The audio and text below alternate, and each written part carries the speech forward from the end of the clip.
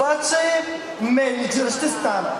Поне да има кой да ти пълни залите с хора, които да ти ръкопляскат.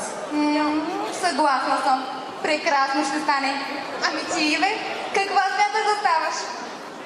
Каква? Счетоводителка много ясно.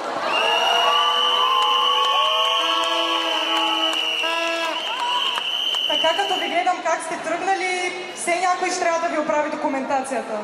Ама ако и тогава така ме викате да излизам на сцена преди 14 число, без да съм си оправила ДДС-то, няма да се разберем.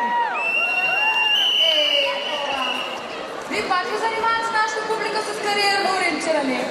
Спрете, защото на някой от тях се време ще им се наложи да знаят как да учат и да живеят едновременно, без да си продават въбрика. Леле, да. Питам един приятел, който вече го приеха, дали е скъп животът в София. И той ми вика, ти луда ли си? Как ще е скъп? Животът в София е скъп само ако се заребена по някакви основни неща, като храна и подслон. Иначе всичко друго си е много добре. Споко бе, хора, ние сме икономисти и евентуално един счетоводител. И най-добре трябва да знаем как да се управляваме финансите. Абе, икономистката, ти с колко завърши този срок, че си толкова убедена, че тия финанси може да ги управляваш.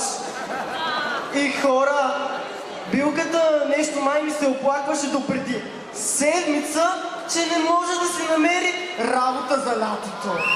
Извинявай, има много голяма разлика. Аз много добре знам как да се управлявам финансите, просто от това, че няма какво да управлявам.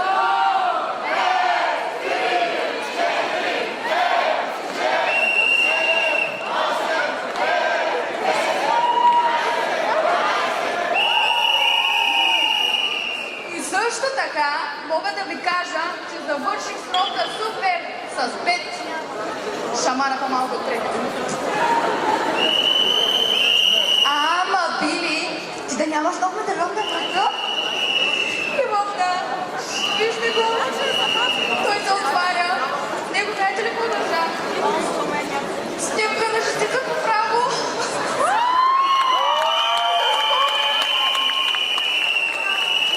Ама чакай, как за спомен? Че чак госпожата нито е напускала, нито са я уволнявали. Еми, чак госпожата още е с нас. Ама жестици не са с него. Ете, тия шестици по принцип не са с тебе, ама айде. Хора, аз пък да ви се похваля. Идва лято и противно на общо приетите вярвания, аз няма да хабя пари. Ами ще ходя всеки ден до банката и ще пестя. Счетоводството? Откъде пари за спестяване? Банковото дело. Няма да пестя пари. От тук ще пестя.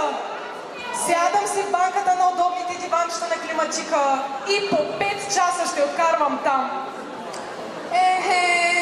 Лечи да ти се учила икономика. Това е супер идея. Хора, аз така като ви слушам, май само аз ще работя това лято. Ти пък какво ще работиш? Сега, какво? В сенчестия бизнес на баща ми. Ще му помагам. Сега какви са тия работи? Не. Чико, поне да не чуя данъчните и да не се излагаме пред хората, че даже 18 нямаш.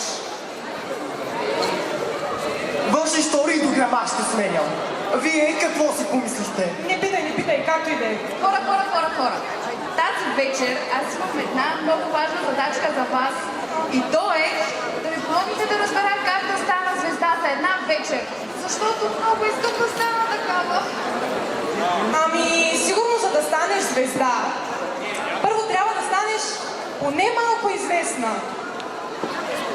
И какво точно трябва да стане това? Тук вече не знам как да ти помогна. Аз лично имам чувството, че в шоу-бизнеса повечето хора са известни само с това, че са известни. Аз наистина не знам това как е възможно.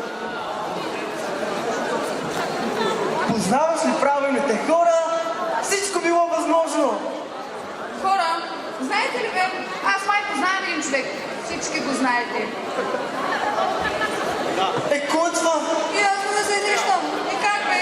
Завършил е търговска гимназия, спечелил е X-Factor, сега е музикант, продуцентчика, какво ли още не. Даже тази вечер го извикахме да ни бъде гост на Ден на таланта, обаче заради капите нещо се размина. звезда. За раза ви говоря. И на мен да ми ръкопляскат, и мен да ме обичат. Така както него.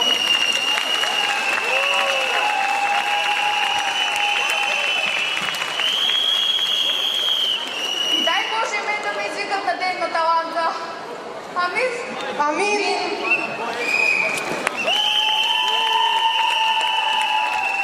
А ти как изобщо реши, че искаш да ставаш звезда? Ами, ще ти кажа, много е лесно. По принцип, аз много неща съм си избрала, ама всичко, което съм си харесала, ми е толкова трудно. Биле, да ти кажа честно, и това няма да ти е много лесно. Малко ще трябва да се постараеш, сеш се. Обаче ще ти е по-лесно, отколкото да ти излезе крайния баланс. О, за това със сигурност. Много работа ще трябва да правя. Сега, малко ще трябва да се дадеш зора, де. Билки, ти поне решила ли си с кой искаш да станеш известна или ей тъй, да има? Как е и тъй? Много ясно, че съм се харесала. И аз искам да стана звезда, искам да стана актриса, искам да бъда като Йоли. О, супер! Даже тук, аз ще ти помогна. Много е лесно да станеш звезда. Нужно ти е да направиш няколко неща. Първо, ти трябват връзки в театъра.